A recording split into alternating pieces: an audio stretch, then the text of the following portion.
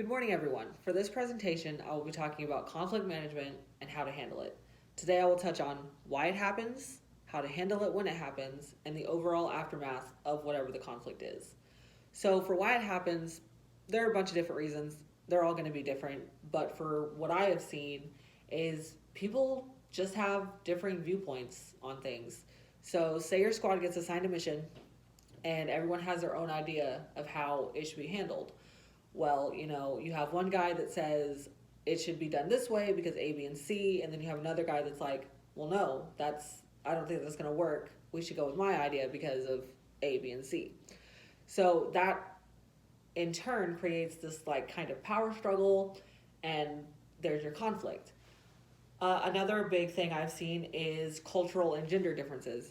You know, fairly recently we've had females that are able to be in combat MOSs, and for a long time that just wasn't the case. And so you have certain people nowadays that are like, oh well, she's a female, so I don't have to listen to her, or she doesn't know as much as me, or she can't do as much as me, and that in itself causes a lot of conflict.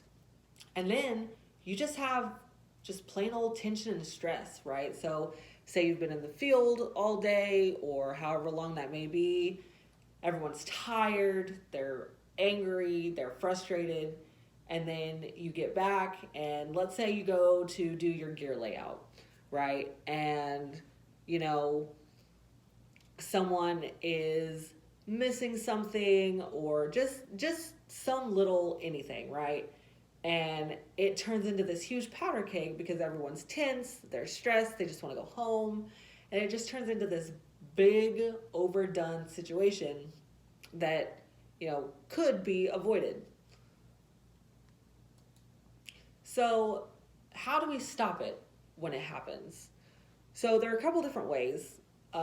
You have denial or avoidance, which in my experience doesn't ever really work, because if you ignore a problem, it doesn't go away, right? And in some cases, it could just continue to get worse.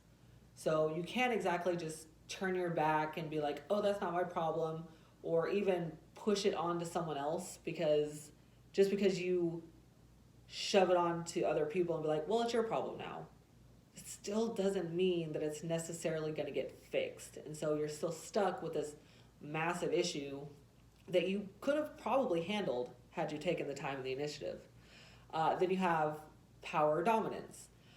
Again, this one is a little touchy because you get into situations where, say something happens and you're like, well, this is how we're going to solve it. This is what's going to happen. Your opinions don't really matter because I'm in charge, right? And you have this power struggle again that's happening, and that doesn't necessarily fix the issue. Just because you essentially cover it up by saying, I'm in charge, this is how we're doing it because I said so.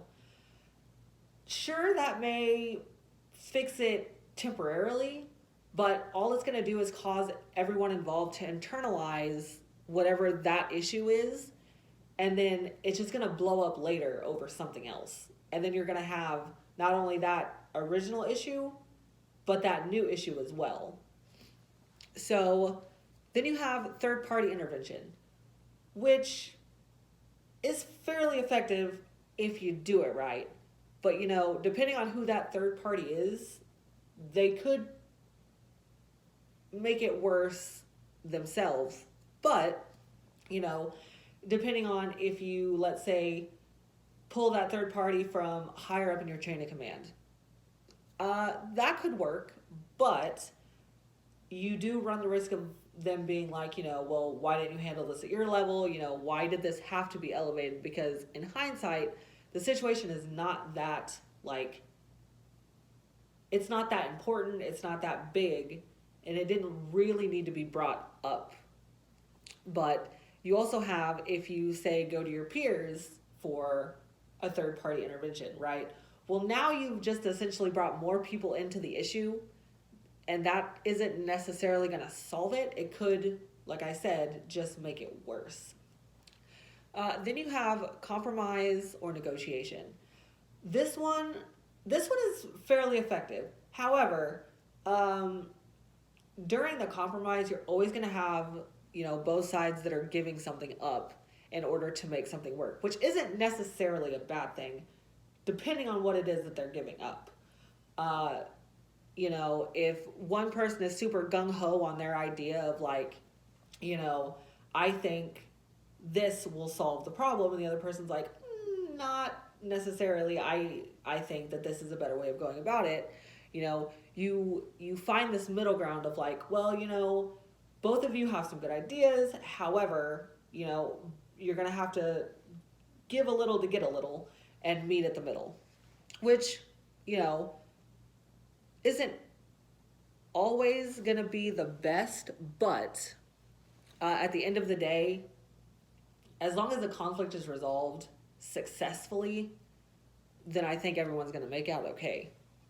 And then you have integration or collaboration, which in my opinion is probably the best, because then you don't have the like potential backlash of compromise or negotiation, because for the compromise, you're probably more than likely going to have someone that's like, well, the problem's fixed, but I feel like I still didn't really come out where I wanted to be.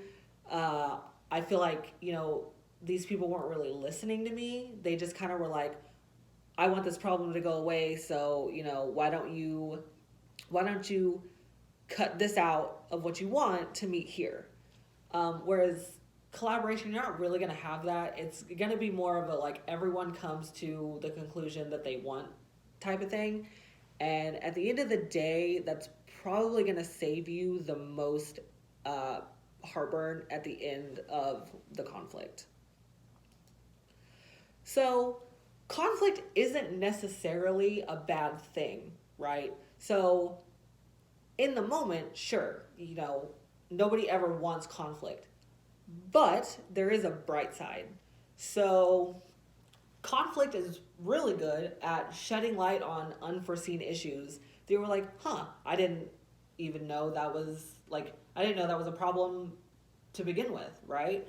And so it gives you the opportunity to jump in and make sure that situations like those don't happen again. And then also, it helps you as a leader get to know your soldiers better, because you're like, well, I didn't even know that was an issue with such and such. I didn't know they felt that way about this situation. So when those conflicts between people arise, it helps you get to know your team better and how to handle situations like this, and even handle them better and lead them in a more effective way. And as a leader, that's super important, because at the end of the day, you want to be able to lead your team to success. So the more you get to know them and the more you're able to handle any conflict between them that arises, the better off you're going to be. And then conflict helps you grow, believe it or not, because, you vent all these problems and, you find yourself, once you've sat down, you've talked it out, you've gotten rid of the conflict itself, you're left with this like sense of, we've been here, right? So now we can set that aside and start to, come together as a group and make sure it doesn't happen again. You get insights into each other's like nitty gritty, like, this is how I feel. This is, how that situation, played out in my mind. And with that information, you can truly come together and grow as a team and continue to push forward as an organization. So in conclusion, with all that being said, it's super important to listen to your soldiers and find the best way to resolve any conflict, whether it be between them or between a situation that arises even on the mission itself that doesn't necessarily involve two soldiers individually back and forth between each other. But if you take all of those problem solving methods in their own light and realize, each one of them have their own time and place, and you as an individual have to figure out when that is. Because if you use the wrong intervention method, then you could potentially spark a whole powder keg and make this situation 10 times worse than it originally was. But knowing all of these things, employing all these tactics, really getting to know your soldiers, that way you don't have future conflict, is going to make you overall a better leader and overall be better for the organization. So at this time, that is all I have, pending any questions. Thank you for your time.